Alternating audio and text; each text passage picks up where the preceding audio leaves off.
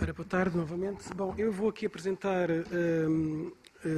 uma análise feita conjuntamente com o Frederico Cantante.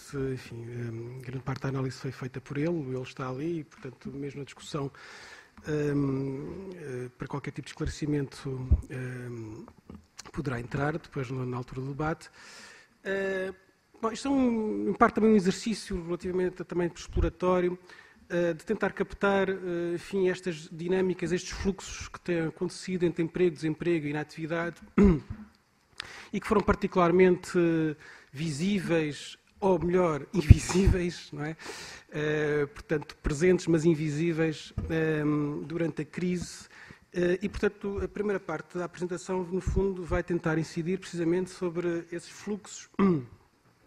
E nessa análise vamos precisamente apresentar uma análise crítica da forma como as classificações estatísticas foram evoluindo, nomeadamente na definição da população empregada. E, portanto, aqui vamos fazer um exercício à semelhança do que está a ser feito por organizações internacionais, nomeadamente a OIT, que propôs a noção, um indicador compósito designado de subutilização da força de trabalho, no fundo, que identifica parte da noção de desemprego e da forma como a taxa de desemprego é calculada, mas estende a outras situações, nomeadamente inatividade, que tendem a ser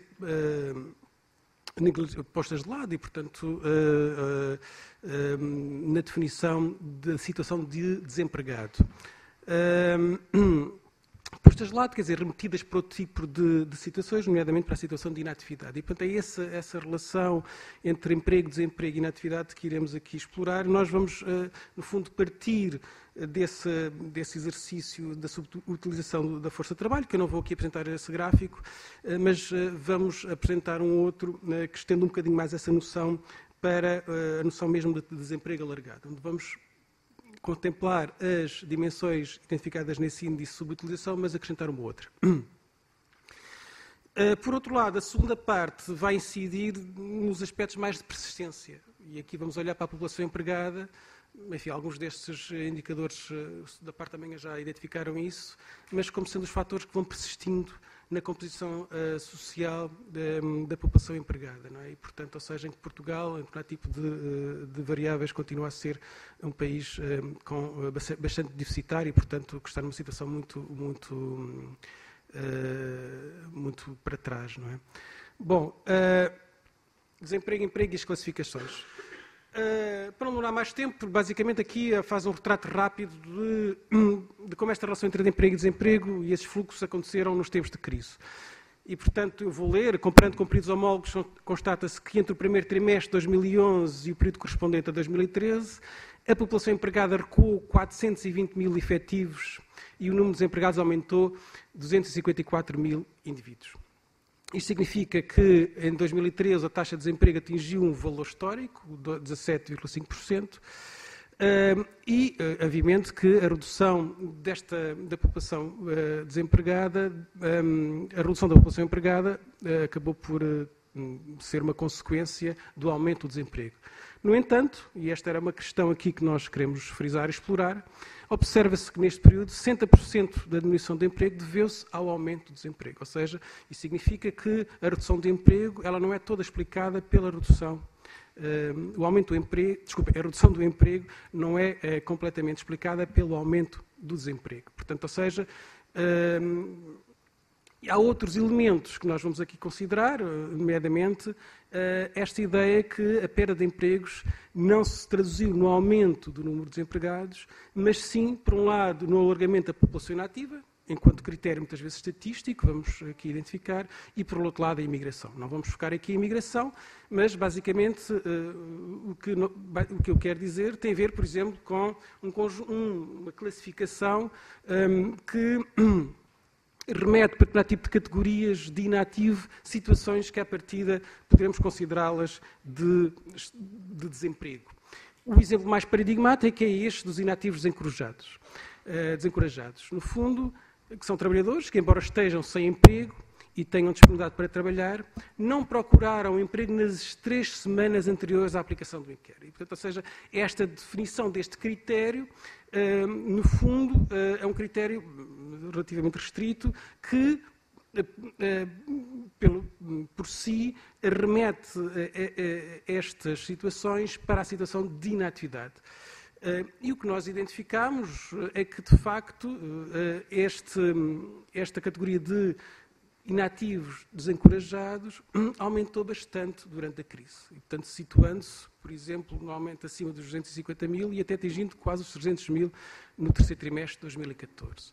E, portanto, a questão é que há aqui elementos que têm a ver com definições e categorizações do ponto de vista estatístico e que, em certo sentido, também tem por base opções políticas que tiveram como consequência amenizar, de certa maneira, a taxa de desemprego oficial, vamos chamar desta maneira. Bom, então, o esforço é de ir ao encontro do desemprego real, assim, como se pode dizer, ou seja, no fundo, uma visão mais estendida daquilo que pode ser a situação de desemprego. Então, no fundo, o que consideramos, e aqui à semelhança do que a OIT fez, o INE, seguindo esta noção de subutilização da força de trabalho, no fundo, a situação de desencorajado pode significar precisamente uma noção de pessoas que estão desempregadas, que, de certa maneira, já tentaram no passado ingressar no mercado de trabalho,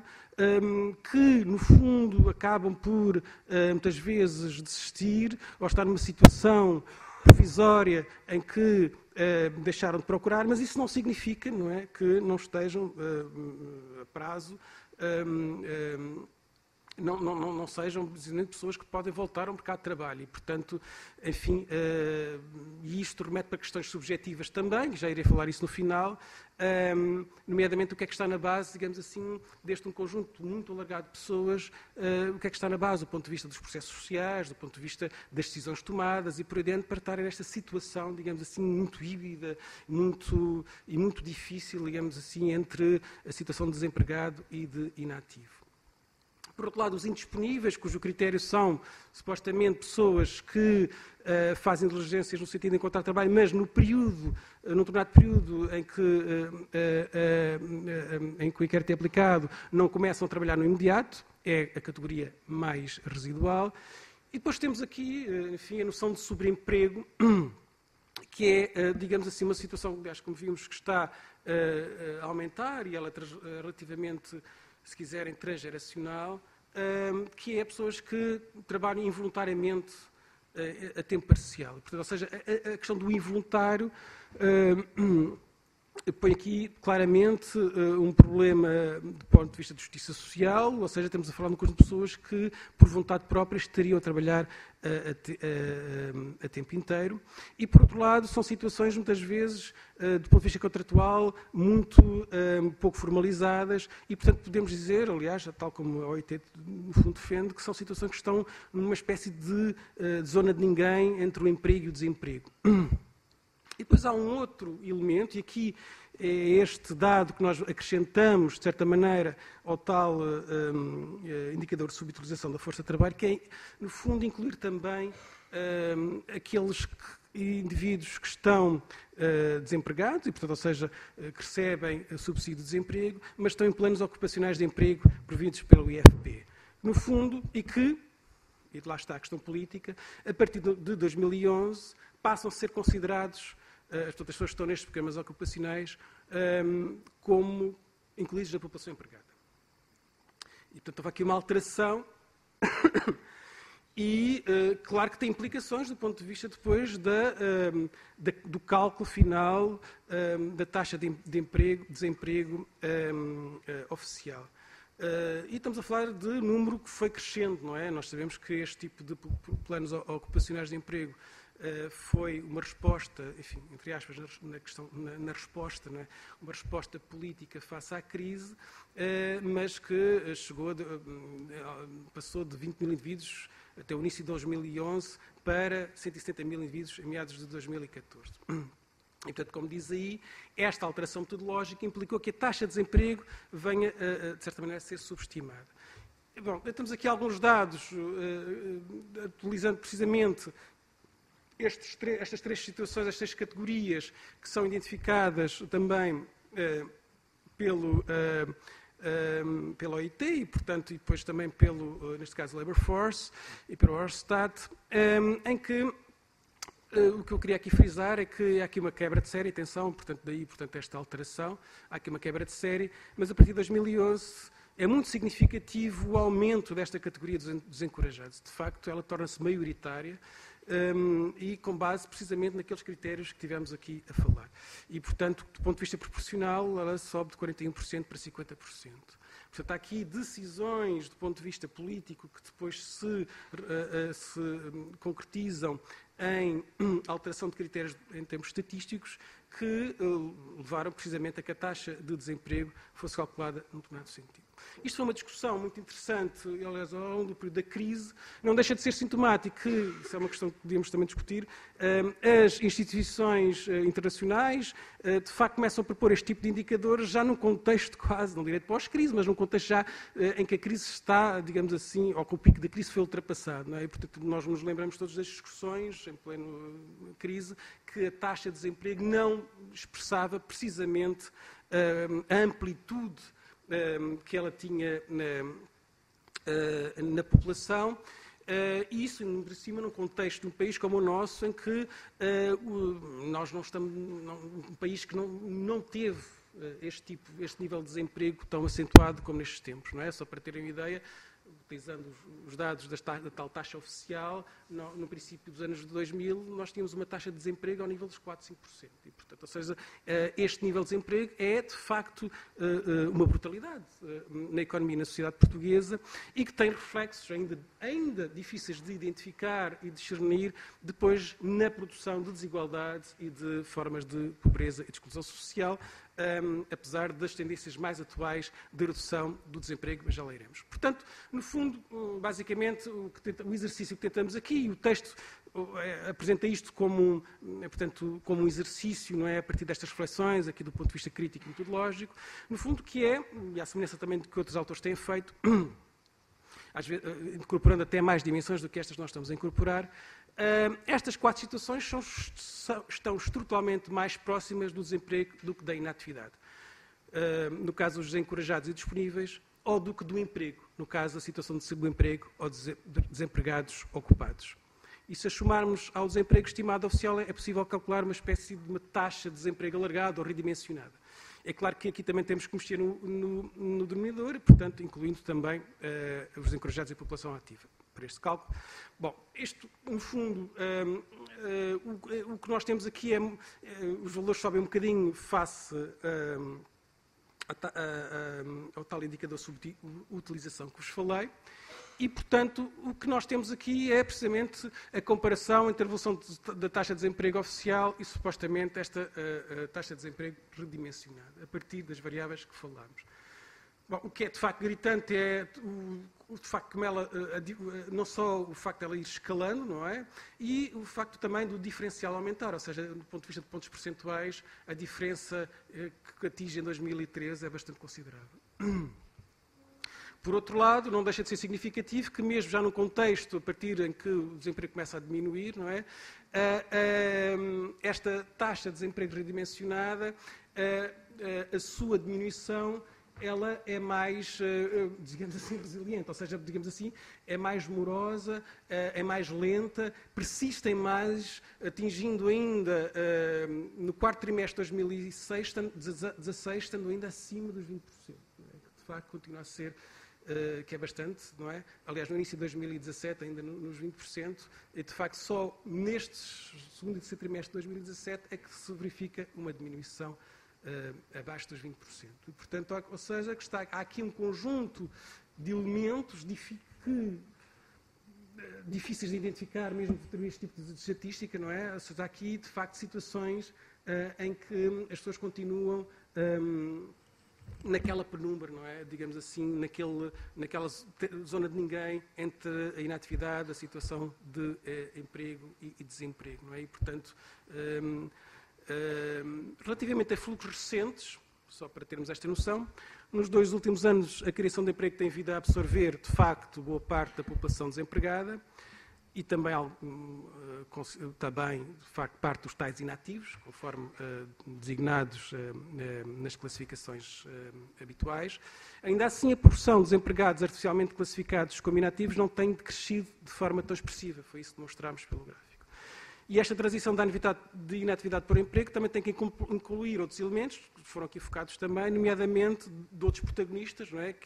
Que entram pela primeira vez no mercado de trabalho e também não é controlado neste exercício. Isso, digamos assim, é uma questão a trabalhar. Bom, isto basicamente, enfim, é esta análise escrita relativamente aos fluxos.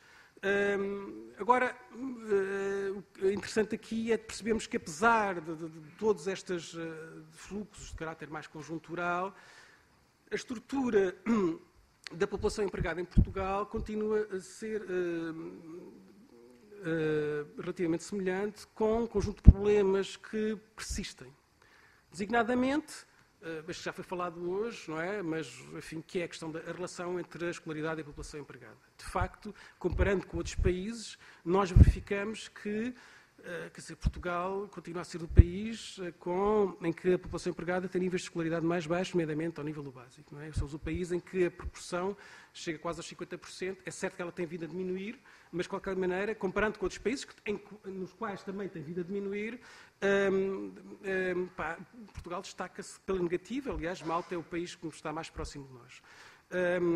Ao nível intermédio, portanto, o secundário, de facto, continuamos a ter uma grande desvantagem, portanto, se compararmos então com as médias da União Europeia. Portanto, 48 para 18, de facto, é uma brutalidade, é de facto uma diferença enorme, tal também ao nível da escolarização intermédia. No ensino superior é uma maior aproximação e, portanto, também feito de entrada no mercado de trabalho de gerações mais novas, mais qualificadas. Ou seja, digamos assim, isto de facto é um problema que persiste na economia e na sociedade portuguesa e que está a demorar um tempo considerável a ser alterado, e ainda por cima, isto é uma dimensão que nós não trazemos para aqui, porque é difícil, com os processos de imigração, não é? Ou seja, no fundo, população imigrante, não é para fora, qualificada, que saiu, provavelmente esses fluxos, provavelmente não, de certeza que esses fluxos contribuíram claramente para que estas persistências se tornem mais vincadas e, portanto, com maior dificuldade em de serem alteradas. Se cruzarmos aqui com o grupo socioprofissional, nomeadamente as situações, enfim, mais qualificadas e, de certa maneira, mais favorecidas, está quase a acabar. Verificamos, de facto, que se somarmos estas três situações, diretores e gestores, especialistas de atividades científicas e técnicos profissionais intermédios, e, portanto, continuamos a ter aqui um déficit relativamente à Europa. No entanto, o que eu queria aqui frisar, isto é outro dado muito impressionante, é quando nós cruzamos, nomeadamente, a situação de diretores e gestores, portanto, o grupo socioprofissional, com a escolaridade, verificar que, de facto, e este continua a ser um grande problema, que é nós temos um nível de qualificação superior neste grupo muito inferior, digamos assim, à média europeia. Ou seja, no fundo, tem a ver com as ocupações, as profissões de gestão, de direção e por aí adiante, com um nível elevado de controle organizacional, com níveis de escolaridade bastante mais baixos quando comparados com a média europeia, e isso continua a ser um grande problema da sociedade e da economia portuguesa. Por outro lado, o que é curioso é ficarmos que, ao nível dos especialistas intelectuais e das atividades científicas, verifica-se que a proporção de pessoas com qualificação superior já é superior à média europeia. E, portanto, isto também daria aqui uma reflexão interessante. Bom, considerações finais. Basicamente, esta ideia de que, no fundo, quando falamos de desigualdades categoriais, não é? Ou seja, estamos aqui ao longo destes dias, da parte da manhã, iremos falar a partir também ao longo desta tarde e amanhã, não é? Ou seja, muitas das desigualdades que são identificadas são desigualdades de caráter categorial. Elas têm por base, digamos assim, determinado tipo de classificações estatísticas. E, portanto, há aqui um debate de ordem teórico-metodológica importante a fazer e que muitas vezes, de facto, não é feito e, portanto, que tem consequências não só do ponto de vista científico, mas também do ponto de vista das políticas públicas. Não é? Ou seja, basicamente, quando, no fundo, aquele gráfico que vos mostrei, em que temos um desemprego real que chega quase aos 30%, comparando com a taxa de desemprego que tem quase 10 pontos percentuais mais abaixo, baixo, portanto, isso significa que, de facto, a amplitude do desemprego é claramente mitigada e, portanto, isso tem consequências políticas muito claras. Não é? E a resposta política poderia ter sido outra se, de facto, se tivessem considerado essa amplitude. Estes processos são processos, de facto, muito invisíveis e, portanto, que são difíceis de captar através das estatísticas. Isso foi falado de manhã, portanto, o António falou disso, e é verdade, e esse é um grande problema, e é aqui que a sociologia, de facto, deverá fazer, tem aqui um papel muito importante, que é, precisamente, estudar estes processos de produção de desigualdade que são muito invisíveis, não é? Nesta relação entre emprego, desemprego, inatividade, pobreza, desigualdades e por aí adiante, a questão da precariedade, e, portanto, ou seja, um esforço de ir para além das estatísticas. Não é pôr as estatísticas de lado, não é recusá-las, mas ir para além delas, e significa, precisamente, enquadrar as componentes existenciais da desigualdade, remetendo, nomeadamente, para análises qualitativas, intensivas, da forma como estes processos são produzidos. E isso é um grande desafio que nós temos pela frente e, portanto, enfim, vamos ver. Obrigado.